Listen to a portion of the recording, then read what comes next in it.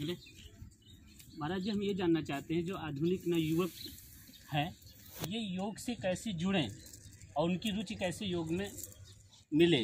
देखिए, अगर योग करते हैं तो उन्हें विद्या प्राप्त होगी, उन्हें बुद्धि प्राप्त होगी, उन्हें धन प्राप्त होगा, उन्हें पद प्राप्त होगा, उन्हें प्रतिष्ठा प्राप्त होगी और उन्हें परमात्मा कृपा भी प्राप्त होगी, साथ साथ आरोग्यता भी प्राप्त होगी। लोग जानते हैं योग करने से केवल रोग मुक्त होता है, योगी रोगी ही नहीं होता है, योगी निरोगी हो जाता है, लेकिन उसके साथ साथ उसको जो पद प्रतिष्ठा ऐश्वर्य बल तेज विद्या बुद्धि प्राप्त होती है वह योग की सिद्धियों से उसे फल प्राप्त होता है।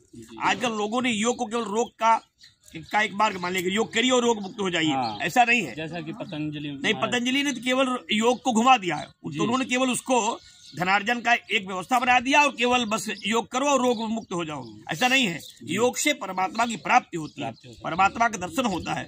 जो अष्टांग योग की अंतिम क्रिया हुआ है समाधि, जिसमें भगवान का साक्षात्कार दर्शन होता है। इसलिए योग करना चाहिए और योग से सारी चीजें अणिमा महिमा लघिमा सारी सिद्धियां प्राप्त, जिससे विद्या प्राप्त होती है, बुद्धि प्राप्त होती है, बल प्राप्त होता है, तेज प्राप्त होता है, ऐश्वर्य प्राप्त होता है, राज्य प्राप्त होता है, सारी कामनाओं की पूर्ति होती है। योग केवल रोग के लिए ही नहीं, योग मोक्ष के लिए भी है, कामनाओं की सिद्धि के लिए भी है और कामनाओं की पूर्ति के लिए भी है। अब योग कैसा आप करते हैं यह आपके संकल्पों पर और आपकी आस्था पर आधारित होता है।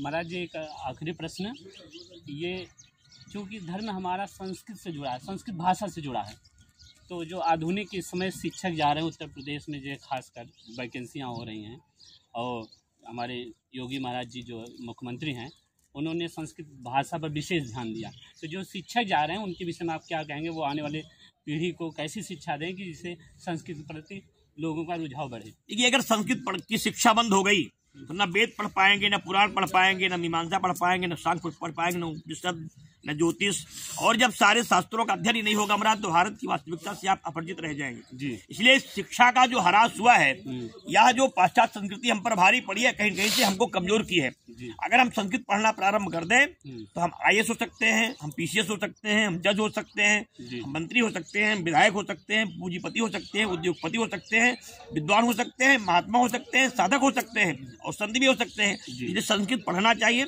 सारी विद्याओं का ज्ञान हो, लेकिन संस्कृत का ज्ञान होना बहुत आवश्यक होता है। अगर संस्कृत छोड़ के आपने सारी विद्याओं को पढ़ा है तो मान लीजिए आपका सब कुछ तो है लेकिन शीश नहीं है, तो शरीर का कोई मतलब नहीं। जैसे सारी विद्याओं का ज्ञान हो और संस्कृत से आप अधूरे हो, तो मान लीजिए आपका मस्तक ही नहीं है, बिना मस्तक के शरीर का क्या मतलब होता है।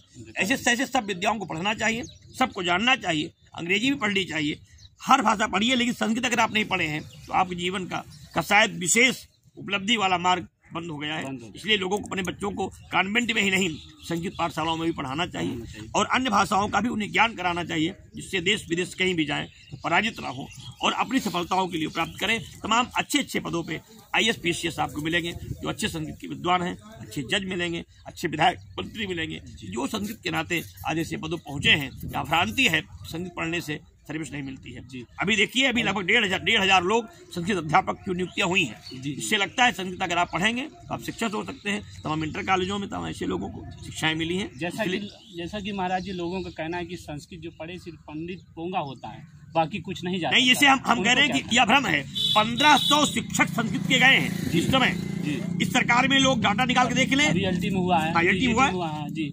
अभी तो भाषा शिक्षक प्राइमरी में जाने वाले हैं, तो लोग ये डाटा निकाल के देख लेंगे। संस्कृत के पढ़े हुए तमाम IAS हुए हैं, तमाम PCS हुए हैं, तमाम जज हुए हैं, तमाम शिक्षक कभी जल्दी भर्ती हुए हैं। और फिल्म भी बन रही है, फिल्म इंडस्ट्री में नहीं, फिल्म इंडस्ट्री में नहीं, तमाम आधुनिक दुनियाओं में, क्योंकि संस्कृत की भाषा पढ़ने के बाद शब्द का बोध होता है, बोलने की शैली का ज्ञान होता है और साक्षरता बढ़ती है। इसलिए वो हुआ है एक बहुत ही पारंगत विद्या है, उसे प्राप्त करके आप ऐश्वर्यवान हो सकते हैं, बुद्धिमान हो सकते हैं और सम्मान भी प्राप्त कर सकते हैं। ये भ्रांति ठीक नहीं है। संगीत पढ़ने के लिए तो पूजा पाठ करने वालों के लिए है। पूजा पाठ तो बिना पढ़े लिखे लोग भी कर रहे हैं और वो करते हैं। ये केवल संस्कृत से ही नहीं बल्कि आस्था से पूजा होती है, वो होती रहेगी, लेकिन संगीत पढ़ना आवश्यक। बहुत बहुत धन्यवाद महाराज जी। आप ये महाराज जी का विचार सुन रहे थे, शीघ्र ही धन्यवाद।